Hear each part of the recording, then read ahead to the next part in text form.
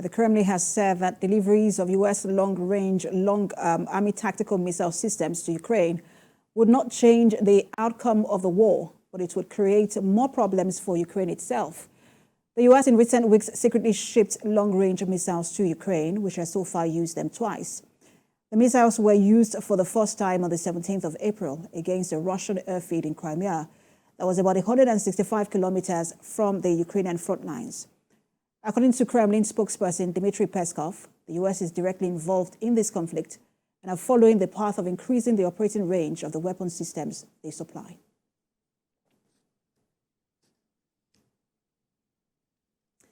And for more on this, international affairs analyst Dr. Ambrose Igboke joins me to discuss the state of the war. Good to have you join us. Good afternoon, Precious. Thank you for having me on the show. So the U.S. was initially reluctant to send the ATACMS, even under sustained domestic and international pressure. And their reason was that there were stockpile concerns, and then there were fear of also escalating the war. But we understand that they have now been secretly sent. What's your thought on this? I think America and NATO wants to escalate the war between Russia and Ukraine, just for the purpose which they have demonstrated, which is the sale of weaponry to where there are wars. Imagine a package, a military aid alone to Ukraine. We are talking about $61 billion.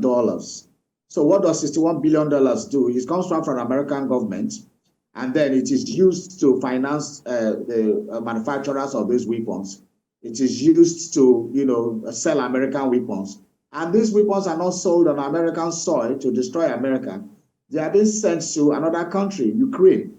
So this is consistent with American pattern when it comes to international warfare. They always try to, send all these arms to cause problem in other parts of the country, in other parts of the world. We remember Afghanistan.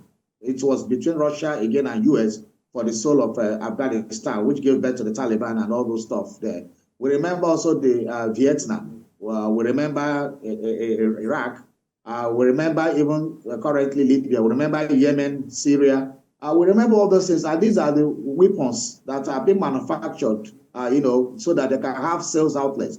I think this is not all about business. It's not just about, it's not helping Ukrainians as the Western media want to put it, or even an American diplomatic language wants to put it.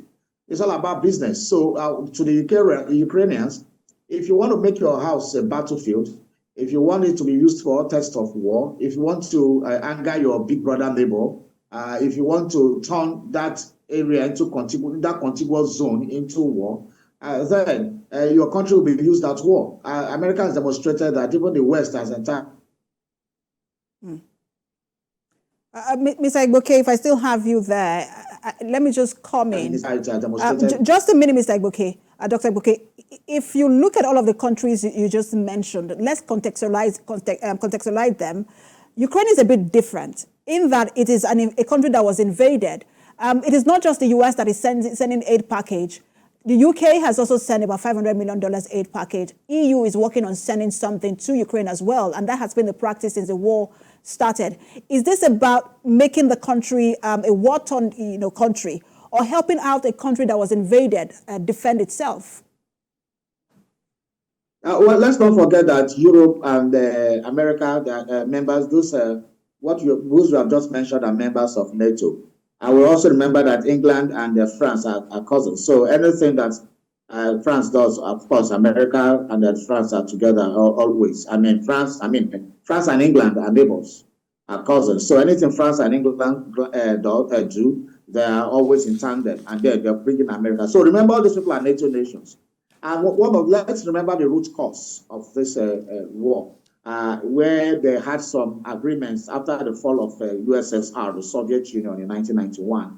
And there were some gentlemanly agreements between the United States of America, NATO, and of course, Russia, where they said, okay, do not make your military pacts, too close to us. Do not have your borders, your countries bordering Russia.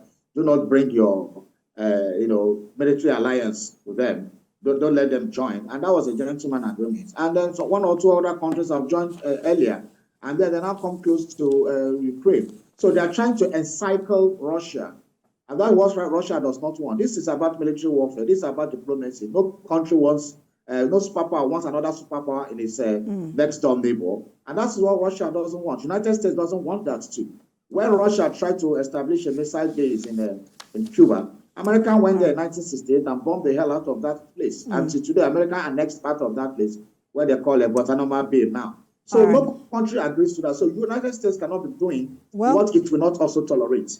And because of this Western media, we're talking about Russia intervene in another country. United States would have done worse if it were in the shoes of Russia. Dr. Ambrose Igboke, I apologize. That's the time I have. But we'll see how this aid package the implication it will have on the front lines in Ukraine. Thank you so much for your time, as always. Always a pleasure to have you on. International Affairs Analyst, Dr. Ambrose Igboke. Thank you very much.